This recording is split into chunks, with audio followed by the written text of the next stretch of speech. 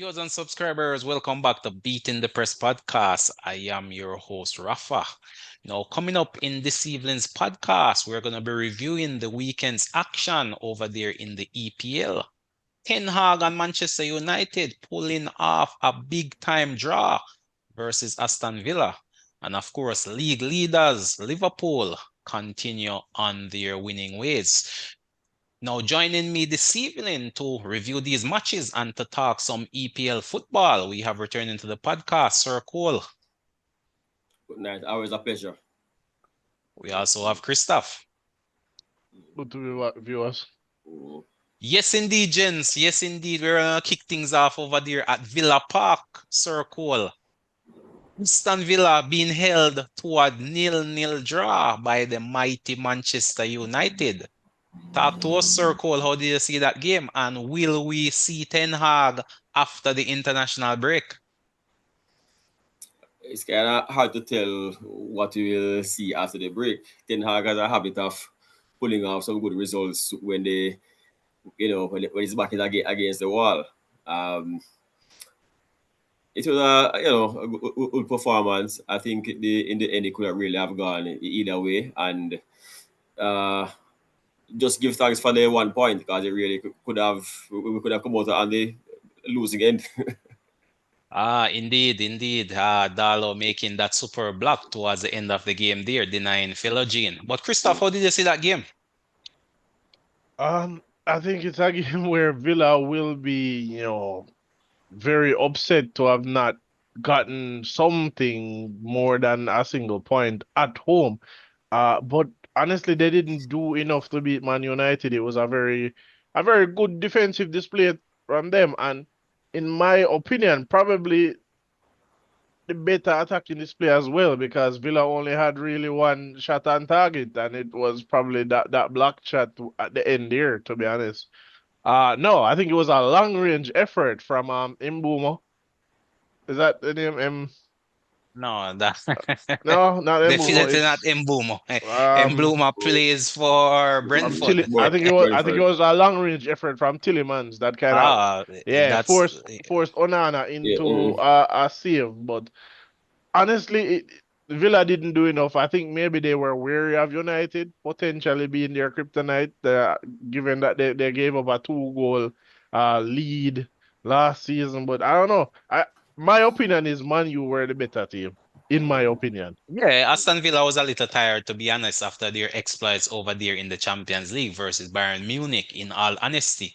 Number of changes of players coming in, and I thought that may have taken away from the impetus that a team of Aston Villa's quality would have brought into this one. So to me, I bring it down to fatigue and possible squad rotation, dealing with a few injuries, players probably not at their 100 after, from that high in midweek versus Bayern Munich versus a Manchester United on the weekend. But for sure, it was a good point, I would say, for United, in all honesty. Martinez pulling off a number of quality saves to deny a number of those players over there for Manu. And it's a draw, but it's the worst start for Manchester United in their history. Sir Cole. And Ten Hag is a man at the helm. He's breaking his own records these days. Yeah, it seems like at the start of this season, I know got used to this kind of performance of the team where we start out very poor and then somehow seem to claw our way back to mid-table and get into the final of a cup.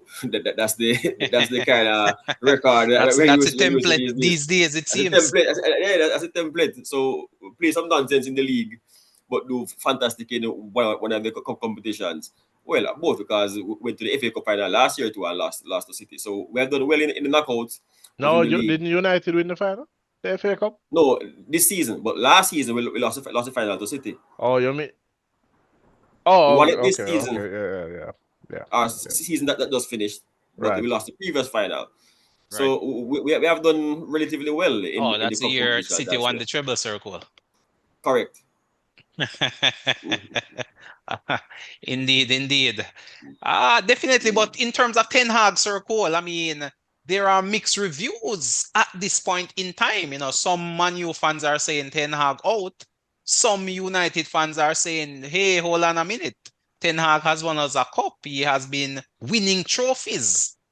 Keep him in. What says you? Which side do you stand on? Up to summer, I was kind of indifferent towards the whole matter. It could have gone either way, and I personally would have been okay. However, after 3 seasons, we really can't be accepting this kind of pattern every year. It's the same kind of slow start, not playing effective football, not getting the results, and yeah, it's just a bore to watch these days. I mean, historically, Man United have been slow starters. Even under Sir Alex, they usually pick up later in the season. Well, Yeah, I but I mean, not mean, not this slow. not this slow, not this slow, not this slow at all. Not this slow, I mean, going into the international break, Manchester United sits in 14th position, bottom half of the league, so to speak, and haven't scored a goal in four games, circle in the I'm not league? sure how many, but I think the record says we have scored only 5 goals so far, which Right. I I mean, think after 7 games, that's less than a goal per game. I mean, that's really that's a record of a team you expect to be in the 17, 18 to come season end. indeed, it seems as if the defense, I mean, four clean sheets in the league. That's what Ten Hag is standing on currently in his post-match interview, and Ah, well, my Well, yeah, stance on it is to I, keep Ten Hag in. Once Ten Hag is that there at United, then I think that's a fair statistic for him to kind of bring up. You have to build from the back, and last season United were fairly leaky. So, having four clean sheets out of 7 games is not a bad record. No, they just need to work on the build up and the goal scoring, which we know they're capable of so far. But what they need to really focus on is breaking teams down, because as we saw all of last season, it's only counter attacking for them. And other teams must have realized that they can only counter attack. So if they don't learn to break teams down, then he can have as many clean sheets as he wants. He's just going to collect, 1 point a game. Well, the uh, fact is now teams do not really need to sit back and fear Manu United anymore. They can go on the front foot and attack, because Manu really and truly isn't the type of team to drive fear into many teams again these days. sad reality we have to come to accept, Sir Cole, from the lofty days of Sir Alex to these days under Ten Hag, it's really a big drop off, in all honesty, big drop off, and it can't be going well with the United faithful. In all honesty, they must be concerned about the start from Manchester United, especially with the sort of spending which have taken place, and we saw a number of those signings circle can't even get into the starting 11. We had Johnny Evans, a 36-year-old, locking it for the United defense and coming up with man of the match. Yeah, To be that just fair, goes to to be show. fair, Evans had a stellar performance. You're rolling Yes, back the he did years. perform well. He did perform well. So So I his mean, we selection was can't underrate him. justified on the day. Well, I mean, if I'm sitting there, a man such as Martinez, a man such as Delight, and I'm seeing a 36-year-old getting the start ahead of me, I must be scratching my head, to be honest with you. I mean, the prime defenders tend to be older in age. Well, I'm not sure if Johnny Evans is in his prime or he is way past his prime. I mean, he was Well, just supposed to be training with at the at squad. at at And all at, of a sudden he finds himself starting in a big match of this nature. at 36, those mental attributes have been maxed out. Concentration 100. Well, you Ah, see, what is happening now is showing that he would have been mentored well under Sir Alex from early days. So the spill off is still there 10 years later. ah, indeed. But number of other games, number of other big results, to be honest. Liverpool, for one, getting the better of Crystal Palace, maintaining their active run and sitting at the top of the league. I mean, the defense had to stand strong in this one, in all honesty. Crystal Palace forcing a number of saves out of Allison to the point where Allison had to be taken off injured. But it was Liverpool who scored early and held out for a 1-0 victory. And Crystal Palace yet to record a win all season, Sir Cole. What's going on over there at Palace? Has the wheel fallen off the wagon? It's hard to tell because I really didn't think that the loss of one player would have caused such a big effect. I was always of the opinion that Olise was the was the key figure in that team, but I still think they had good pieces and still do have good pieces, but Well, somehow they lost Anderson as well, one of their starting centre back to Fulham. fine, yes. But I mean, offensively, I would still expect them to have a bit more punch, maintaining Mateta and Eze, adding Enketia to their lineup. I think Right. they would They have been they able lost to IE score as some goal. well. IE has gone over there to Leicester. Fine, yeah, but he was never a prolific goal scorer anyway. Probably Well, five, six he, goals he for the could have season. been that gel which glued the team together, almost playing a Firmino role, where he's not necessarily the prolific goal scorer, but he's that Correct. glue, which caused the other elements or other players in the team to really function and give off their all. So I'm not sure exactly what's going on over there at Crystal Palace. They're definitely leaking goals, and they're not necessarily finding the back of the net with any regularity at the other end of the pitch. And one could say Eze has been rather wasteful, Circle, because in this game he got another quality chance, which he failed to bury. That's missing from his game currently. I would say, he's getting the chances, but failing to finish, almost like a young Sterling, I would say. Well, his form going into the end of last season was enough to get him into the England squad. For this new set of games for England, I don't think he's been called to the squad, which goes to show that how far he has fallen off. Well, England is under new management as well. The new coach could be looking for a different type profile player, in all honesty. So that's also a factor to consider. But for sure, he's not that prolific as we know he can be. He definitely needs to find that finishing touch, whether it be an assist or an end product in the form of a goal. Chance is being created, but that finish is currently missing. And of course, Liverpool goes into this international break leading the league early pace setters, I must say, and giving Arsenal and Man City a run for their money. And of course, speaking of Man City, Christoph, we saw Fulham really testing this Man City unit. Talk to us about that game. Man City did eventually run away winners, but Fulham really gave a good account of themselves, keeping Haaland quiet in the process as well. Um, kind of like what I said, Haaland really doesn't offer anything out of possession, to be honest. Without the ball, he's not a threat, right? He's not some physically, I mean, he is physically imposing, but he's not like a target man type striker where teams will want to set two, three defenders on him to keep him from. He's not going to do hold up play or anything like that. Um, I think a little bit, for City, I would say the tire puncher. The tire hasn't fall off. The tire puncher without De Bruyne Well, and Rodri, they look weaker. They well, don't look up to it at the moment, they're in my they're still opinion. grinding out the results, in Oh, all honesty. yeah, you're still going to grind out the results, but playing a team like Fulham, you would have expected a Manchester City in top form to be hitting 3, 4 goals in that game. But I think teams have shown Well, they and did teams. hit three. It's just that they conceded two. You know, they did hit three. I mean, their goal scoring is always gonna be there. And to be honest, in giving due respect to Fulham, Fulham has really stepped up this season.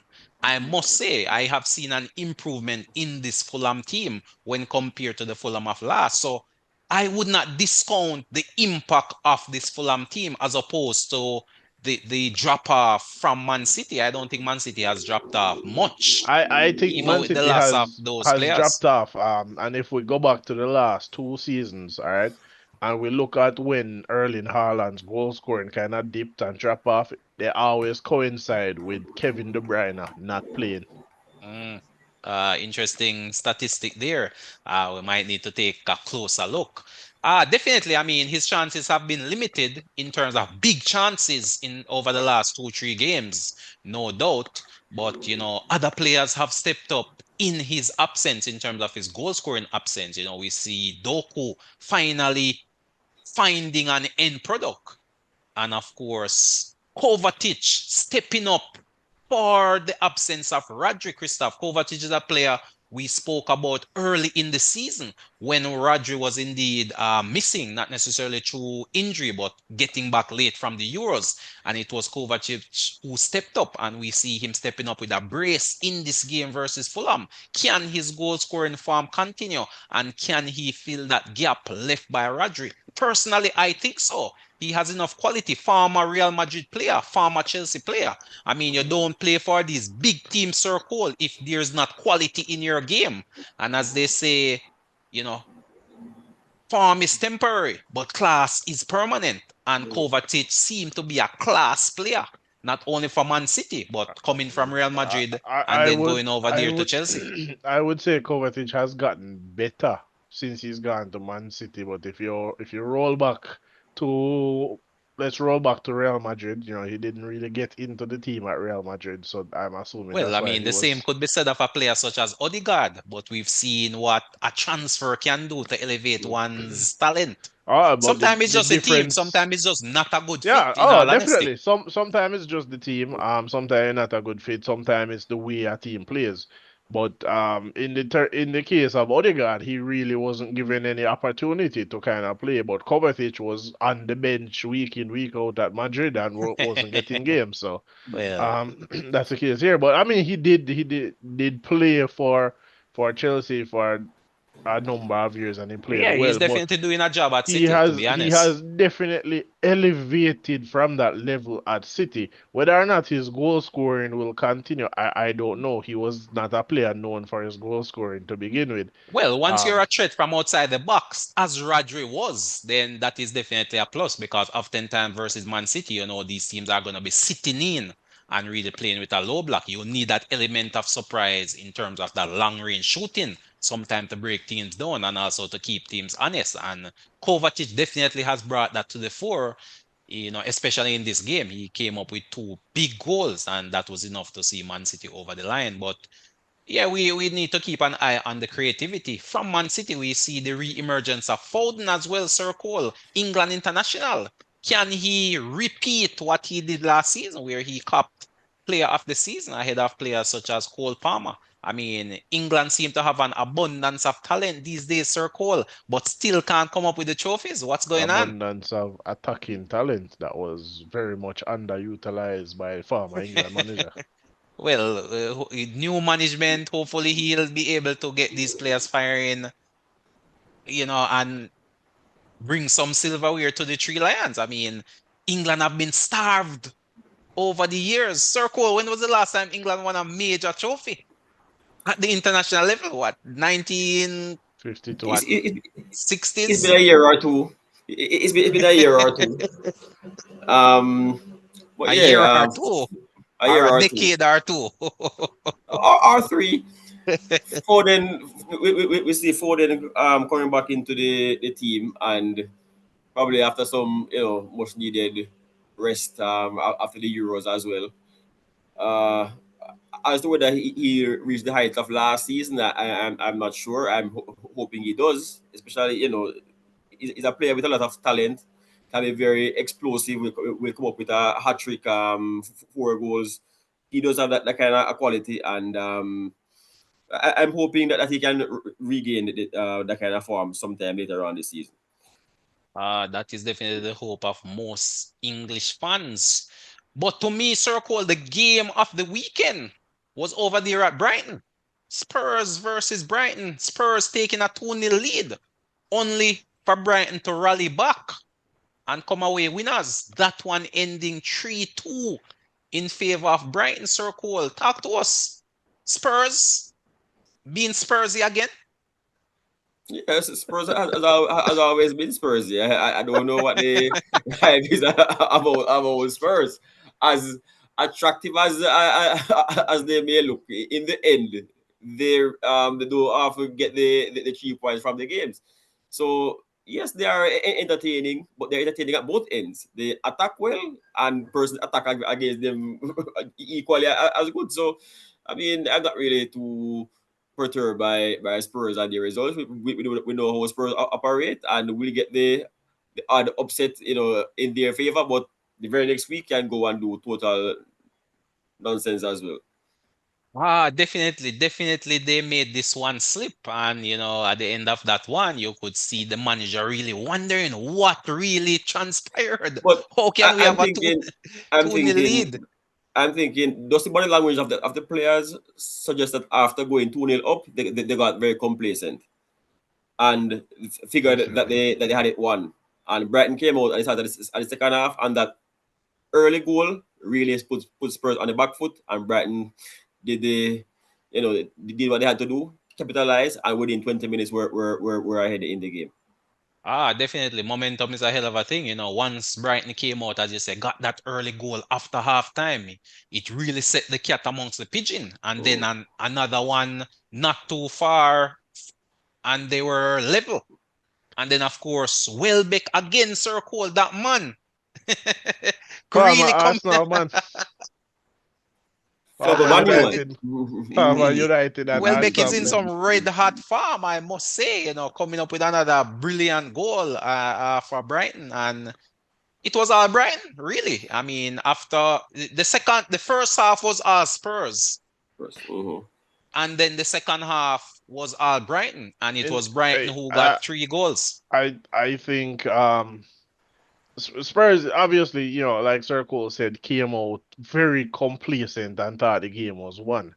And it's something that Ange Postapagli will have to, I would have liked to have been in the dressing room because, he should be tearing into them Oh, you after mean after the game or at halftime? after the game, because Mm. to me, Brighton, they used that momentum. They came out to win the second half. I don't know whether or not they came out to win or maybe salvage a draw, but they came out. They used the opportunity and they won the game.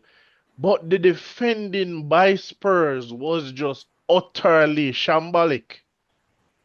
All of the Brighton goals could have been prevented Preventable goals. had they just been defending well. They were all the defense was just in disarray. Rubbish goals, rubbish goals. None of them should have been scored had they been defending well. Yeah, quite But shocking as you have a World Cup winner at the heart of that defense, to be honest, in the form of a Romero. So quite shocking stuff. And as you say, I mean, they should be licking their chops, having let a 2-goal lead slip. what is funny, is that last week we were singing the praise of Spurs after their 3 win over Man U. I know this week we're lamenting Well, their it seems their like Manchester performance. United is really a very low benchmark to It really to is go by. a No, low benchmark. I don't. There's no point of reference You It's know? anymore. not that. It's not that United are a low benchmark. I think it's kind of the same thing that I say with Man United, that they tend to show up for the big games. Form, however poorly they've been playing all season, when it comes to playing against Arsenal or Chelsea, they tend to show up for their games. Arsenal, Chelsea, Liverpool, they don't usually show up for Man City for some reason. But it's the same. It's kind of the same thing with Spurs. Spurs shows up for the big games, right? Regardless of their form, whether they win or lose that big game, they tend to put up a fight and they play better than they normally do. So all we're seeing, it could be that we're seeing, Spurs having that their collapse early versus having it at the end of Well, the I'm season. not sure if it's a collapse overall. It was definitely a collapse in this game. But, I like the Hard to say, progression I'm but seeing from Ange, and it's just a as matter of if getting you it right. if you You recall me know, saying last season, the first season for a Spurs manager is usually good, usually easy. right. It's the But second Ange came season. out and said he usually win trophies in his second season. Yeah, he So usually wins trophies, but this is Tottenham. This is Tottenham, right? It's Tottenham. we'll have to wait and see what transpires. Spurs is going well in the cups. Definitely won't be winning the EPL, but for sure, a possible cup win But could transpire. It's been a while over there at Spurs. That cabinet is pretty dusty I at don't, this point in time. as Spurs ever won anything. Pretty dusty. But we move circle and we go move to the Emirates. Arsenal coming up winners over Southampton. Of course, Southampton took the lead in that game, and it was panic in the stadium when Southampton went ahead. But Arsenal quickly calmed things down, I don't know got what a which stadium you was watching. I equalizer, don't know and what panic then you're talking about. went ahead with that one. It was a deafening silence in that stadium when Archer speared an arrow in that Arsenal goal. But the team reacted and they came away with winners. Christoph, talk to us. Your team, how did you see that game? Leaky defense or complacency? Saliba being melted out by Archer on that left hand side to get that early goal. What's Um, going on in that defense? I don't know if it's a leaky defense. I don't think so. I think Arsenal are weary of refereeing decisions against them. So the desire to to potentially push certain tackles inside of your Mm, own box, there might be a bit more reluctant to do it. But it's not a leaky defense because if you go back to the start of last season, after 7 games, Arsenal have the exact same record. mm. 5 games won, 2 draws, same goals for, same goals against, same number of points, exact same record so far as last season. Will it But be the exact same end product as well, Christoph? That's the big question. no, no, Will Arsenal step up one better and get a I, trophy? I said it at the beginning of the season. Last season, I sat on the fence for majority of the season. I was Right, right. unsure, but I said at the beginning of the season, I think Arsenal win the Premier League this season. Okay, so you're going but out on a limb this time around, Christoph. Arsenal to lift the EPL title. Arsenal to lift the EPL title at the end of the season. Mm. so question though, even though we're only 7 games in, if the record is the same as last season, it's fair to say then that Zinchenko wasn't the issue then, because record is the same without him. So clearly he wasn't the deciding factor, which has let in the goals this season. If you recall, Zinchenko was injured at the beginning of last season. So last season, at the beginning, it was Tomiyasu playing on that Oh. left hand side. It was Zinchenko. Nice try, though. Nice try. Okay. Yeah. Timber So it is this season around. so Timber. Timber is injured. Timber didn't play. It was Calafiori playing on the left hand side, and Partey was playing at right back. Right, right. Um, So the main right and left backs are out injured. Ben White right. and Timber. Ben White out, Timber out, Zinchenko out, Kieran Tierney out. I Mm. mean, Arsenal injury list is kind of mounting at the moment, but they're Well, I making mean, the do. international break, 2 weeks to recuperate. So, Right, and but Odegaard was to be back after the international break, but has picked up another injury. So, well, I um, mean, you were crying in terms of the absence of Odegaard, but has his absence really been that detrimental to the Arsenal cause? it's not necessarily been detrimental. Arsenal has had to change how they play because with Odegaard playing, Odegaard is that primary presser in the team. He always starts that press. Arsenal have kind of had to change how they played from last season.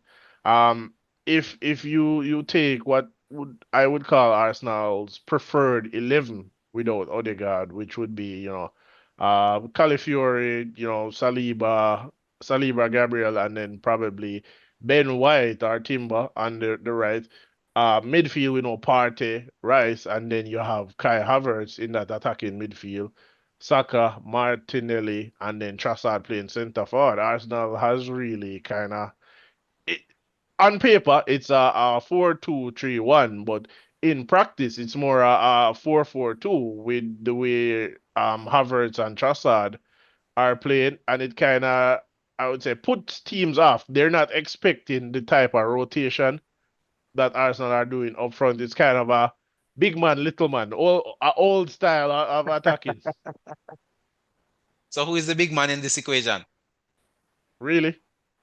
What, Kai Havertz? Kai Havertz, Oh, at okay, six okay. three, 6'3". I'm just checking in. I'm just checking. So he's a solid number nine then, Christoph. He's morphed into a nine.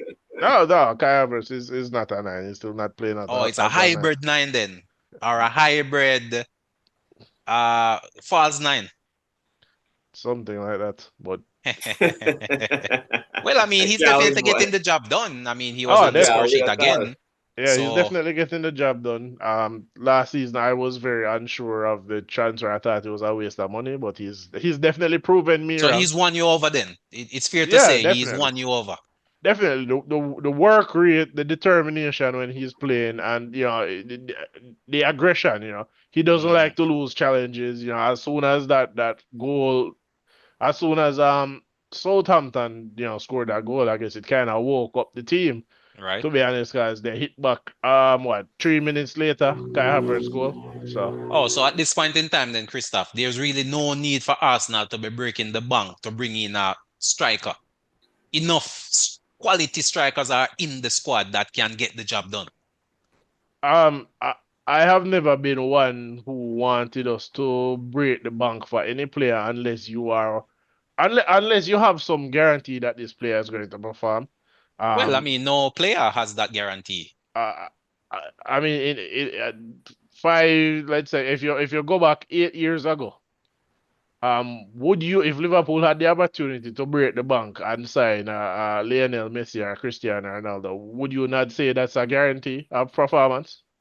Well, Uh, so I'm not going to say that there are well, I mean, players. those players were never available in all honesty. I No, no, mean, no, no, no. We're not talking if they're well, you available or can not. We're count on saying your if fingers if then you had the the players which are opportunity. guarantees. You Yeah, can, that's what I'm saying. I'm so I not, mean, I am not going to break the bank for any player unless I can say it's a no, but which guarantee. player currently in world football is a guarantee? Currently, Yes. Very few, very few. I mean, you have to really be thinking in terms of the striking No, but department to but say, the well, whole striking. I wasn't thinking striking. I was just thinking overall in in general. Um, maybe a Kevin De Bruyne. mm, well, I mean, De Bruyne is probably past his prime, and as you can see, he Oh, has but become rather injury prone. definitely past Yeah, you his can't very get best, 38 games out of De Bruyne in the but season anymore, it I seems. would say you have a certain guarantee of a certain level of quality is you're Yeah, going to I'm get not from even him. sure De Bruyne is still in the top five in the EPL, to be honest, Christoph. I think I players don't such think as so. Cole Yeah. Palmer That's have interesting. surpassed him in terms of output. Who are the top five players in the EPL at the moment? I would not put Kevin De Bruyne in No, there. no, I no, would no. look at players like Salah, I'm just asking Saka, general. Saka, Oh, Cole Cole Palmer. Those Palmer. three for sure is ahead of him. Odegaard, you could show Odegaard in the mix as well. So that's four right there. And I'm sure if we think long enough, we can come up with another standout who is probably outperforming the Mm, likes of Phil De Bruyne. I Foden. mean, Foden last season outperformed De Bruyne, mm, in my by opinion. far.